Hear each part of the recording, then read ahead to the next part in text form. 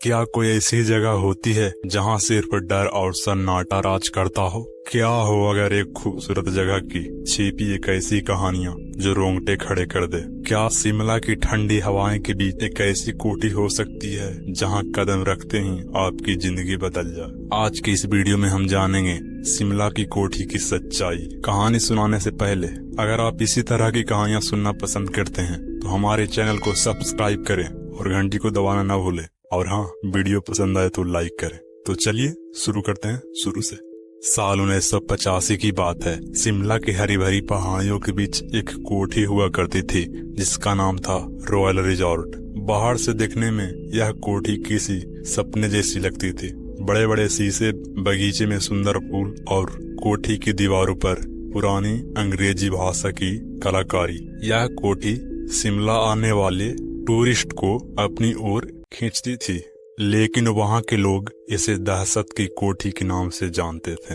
कोई नहीं जानता था कि इस कोठी में ऐसा क्या हुआ था जिसने इसे श्रापित बना दिया। वहाँ जाने वाले लोग या तो गायब हो जाते थे या फिर उनकी लाश मिलती थी, एक अजीब हालत में मिलती थी, जैसे किसी अदृश्य शक्ति ने उन्हें नोच नोच कर मारा हो। आशीष और उसकी पत्नी नेहा दिल्ली के रहने वाले थे और दोनों को खतरों वाला काम पसंद था। एक दिन जब वे शिमला में छुट्टियां मना रहे थे तो उनकी मुलाकात एक लोकल गाइड मुकेश से हुई। मुकेश ने उन्हें रॉयल रिजॉर्ट के बारे में बताया और यह भी कहा कि उस कोठी में कोई भी रात को जाने की हिम्मत नहीं करता। नेहा को यह सुनकर बहुत उत्सुकता हुई। उसे भूत प्रेत और ऐसी कहानियां में हमेशा दिलचस्पी थी। उसने आशीष से कहा, क्यों ना वहाँ हम एक रात बिताएं, देखते हैं कि इन कहानियों में कितनी सच्चाई है। आशीष पहले तो थोड़ा झिझका, लेकिन फिर उसने सोचा यह एक अनुभव हो सकता है। उन्होंने मुकेश से बात की और उन्हें एक खास रात का समय बताया। मुकेश ने कहा, साहब अगर आप जाना चाहते हैं तो आज रात जाएं, लेकिन मैं आपको सलाह दूंगा कि आप वहाँ मत जाइए। कहा जाता है कि वहाँ भूत प्रेत का वास है और अजीब सी आवाजें सुनाई देती है। पर दोनों ने ठान लिया कि हम वहां जाएंगे। आशीष और नेहा ने अपना सारा सामान लिया और रात को उस कोठी के दरवाजे पर पहुंचे। कोठी के अंदर जाते ही उन्हें अजीब सा एहसास हुआ, जैसे कोई उन पर नजर रख रहा हो। अंदर की दीवारों पर अजीब गरीब चित्र बने थे जिनमें कुछ अनजान चेहरे दिखाई दे रहे थे जो कि डरावने थे। रात का समय हो चुका था और हवाएं तेज चलने लगी थी। दोनों ने कमरे में बैठकर चर्चा शुरू की, ये जगह कितनी डरावनी है। तभी अचानक बिजली चली गई और भयानक ठंड कमरे में फैल गई। ऐसा लगा जैसे पूरी कोठी में अदृश्य शक्ति की काबू में हो। आशीष ने मोमबत्ती जलाई, लेकिन तभी एक धुंधली परछाई दिखाई दी। नेहा ने डरते हुए कहा, आशीष आशीष ये परछाई कहाँ से आई? आशीष ने देखा कि परछाई का रूप इंसान जैसी थी, लेकिन कोई वहां नहीं था। तभी उस परछाई ने दीवार से निकलकर उनके सामने आकार लेना शुरू किया। वह एक महिला का रूप थी और उसके चेहरे पर साफ पीड़ा झलक रही थी। उसने दोनों की तरफ देखा और धीरे से कहा, यहाँ से चले जाओ, इससे पहले कि वो आ जाएं, यहाँ से चले जाओ। नेहा और आशीष पूरी तरह से डर गए थे, लेकिन उनकी हिम्मत ने उन्हें वहाँ से भागने नहीं दिया। उन्होंने उस औरत से पूछा, कौन है वो और तुम कौन हो? औरत ने कांपती आवाज में कहा, मैं इस कोठी की मालकिनी थी। मेरे पति ने मेरे साथ विश्वासघात किया और मुझे इस कोठी में मार दिया। तब से मैं इस जगह पर फंसी हुई हूँ। पर अब यह जगह मेरे पति के काले जादू की कब्जे में है। वो एक तांत्रिक था। कोठी पर एक आत्मा को बुलाया था। उस आत्मा ने मेरे पति को मार दिया। अब वो आत्मा हर रात यहाँ आती है और जो भी यहाँ रहता है उसे मार देती है।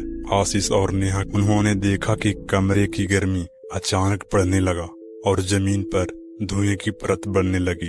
तभी एक काला साया दरवाजे के बाहर दिखाई दिया। काला साया ने धीमे धीमे कमरे की ओर कदम बढ़ाया।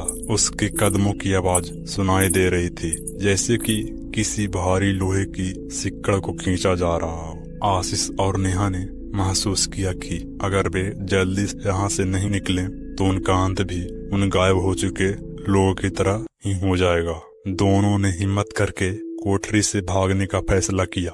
वे दरवाजे की ओर दौड़े, लेकिन वो काला साया उनके पीछे पीछे आ रहा था। जैसे जैसे वो दरवाजा के करीब पहुंचे, दरवाजा अपने आप बंद हो गया। नेहा ने चिल्लाते हुए कहा, आशीष, हम यहाँ से बाहर नहीं निकल सकते। लेकिन तभी उसे सफेद साड़ी वाली औरत ने सामने आकर दरवाजा को खोला और उन्हें बाहर जाने का रास्ता दिया। उस औरत ने कहा, भागो, यह तुम्हारा आखिरी मौका है। आशीष और नेहा ने तेजी से कोठी से बाहर कदम रखा। जैसे ही वो कोठी के गेट के पार गए, उस काले साये की चीख सुनाई दी। वह कोठी के दरवाजे से टकराकर पीछे हट गया, मानो कोई अदृश्य शक्ति बाहर आने से रोक रही हो। दोनों ने पीछे मुड़कर देखा तो कोठी फिर से भयानक सन्नाटे में डूब चुकी थी। वे दोनों बुरी तरह हाँफ रहे थे, लेकिन जीवित थे। आशीष और नेहा ने शिमला में किसी को भी उस कोठी के बारे में कुछ नहीं बताया। उन्हें विश्वास हो चुका था कि रॉयल रिजॉर्ट अब सिर्फ एक हॉन्टेड जगह नहीं, बल्कि एक दहशत की कहानी है, जहां न केवल इतिहास दबा हुआ है, बल्कि वो काली शक्ति भी है, इंसान को नहीं छोड़ती। वे दिल्ली लौट कर आए, लेकिन शिमला का वो डरावना अनुभव उनकी जिंदगी का हिस्सा बन चुका था। क्या आप भी कभी शिमला उन पहाड़ियों की बीच इस कोठी के पास से गुजरे हैं? कमेंट में जरूर बताएं। हो सकता है कि आप भी किसी दिन उसकी परछाइयों का सामना करें। और हाँ, कमेंट में जरूर बताएं कैसी लगी मेरी कहानी।